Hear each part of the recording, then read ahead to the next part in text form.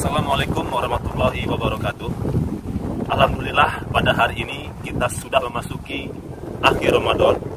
Semoga kita semua tetap terus semangat untuk menjalankan ibadah Ramadan ini dengan terus menjaga kesuciannya. Tiada kata yang paling indah untuk diucapkan selain memanjatkan puji syukur kehadiran Allah Subhanahu wa taala. Karena berkat rahmat dan hidayahnya sehingga pada hari ini dan tahun ini kita masih diberikan kekuatan, masih bisa bernafas dengan lega serta kesehatan, sehingga kita bisa dipertemukan oleh bulan Ramadan 1443 Hijriah. Mari kita sambut Ramadan ini dengan penuh kegembiraan serta mengucapkan marhaban ya Ramadan. Bulan Ramadan adalah bulan yang penuh dengan berkah dan bulan yang paling ditunggu-tunggu oleh umat Islam di antara 11 bulan lainnya. Nah, oleh karena itu, pada kesempatan yang baik ini, perkenankan Ustadz untuk menyampaikan tausiah dengan tema keutamaan menjaga wudhu. Ketika kita mendengar adanya keutamaan menjaga wudhu ini, tentunya menjadi pertanyaan besar bagi kita yang belum mengetahuinya. Lalu, kenapa kita harus menjaga wudhu?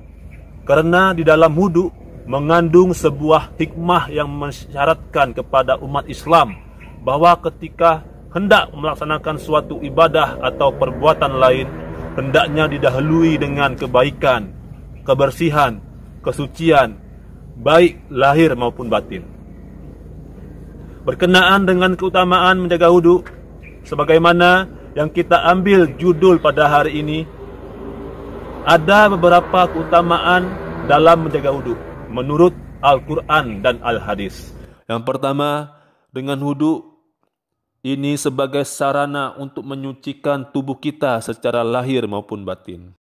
Allah Subhanahu wa ta'ala berfirman, yang artinya, hai orang-orang yang beriman, jikalau engkau semua berdiri, kata Allah, maka hendaklah kita solat.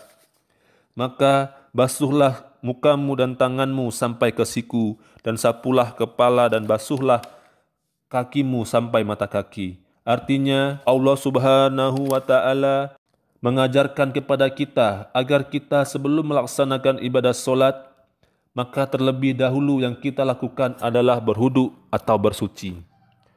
Keutamaan yang kedua, bekas wudu akan memancarkan cahaya.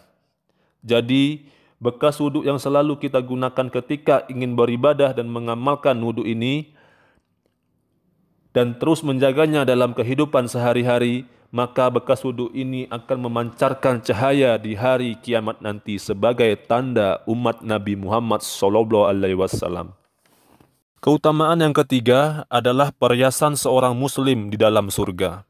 Sebagaimana dia mensucikan anggota tubuhnya ketika di dunia, maka bekas wudhu itu nantinya akan menjadi perhiasan kita ketika kita berada di surganya Allah Subhanahu wa ta'ala. Kemudian keutamaan yang keempat, wudhu ini nantinya akan melunturkan dosa-dosa kita yang ada di anggota tubuh kita. Barang siapa yang menyempurnakan wudhunya sesempurna mungkin, maka kesalahan-kesalahan dan dosa-dosa itu akan diampuni oleh Allah Subhanahu wa ta'ala dari atas sampai bawah, bahkan mengalir dari kuku-kuku jari kita. Keutamaan yang kelima, wudhu ini adalah sebagai sarana menghapus dosa-dosa kecil yang telah berlalu. Jadi, dosa-dosa kecil yang telah berlalu akan diampuni oleh Allah Subhanahu wa ta'ala. Kemudian, keutamaan yang terakhir adalah istiqomah dalam menjaga wudhu, bahkan membaca doa selesai wudhunya. Barang siapa berwudhu dan beristiqomah membaca doa selesai wudhu, maka akan dibukakan pintu surga yang 8 banyaknya. Kemudian, ia diperbolehkan masuk dari pintu manapun yang ia hendaki dengan syarat istiqomah dalam berwudhu.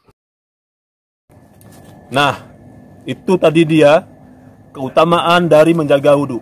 Semoga kita bisa istiqomah untuk menjaga kebersihan fisik kita dari hadas maupun najis, sehingga kita bisa digolongkan ke dalam golongan orang-orang yang gemar bersuci. Apalagi dalam bulan Ramadan kali ini banyak ibadah yang kita lakukan semua itu tidak terlepas daripada wudhu kita. Demikian kiranya yang bisa Ustadz sampaikan. Kurang lebihnya Ustadz mohon maaf jika ada salah kata yang terucap. Atas perhatiannya Ustadz ucapkan terima kasih yang sebesar-besarnya. Akhir kata Ustadz ucapkan wassalamualaikum warahmatullahi wabarakatuh.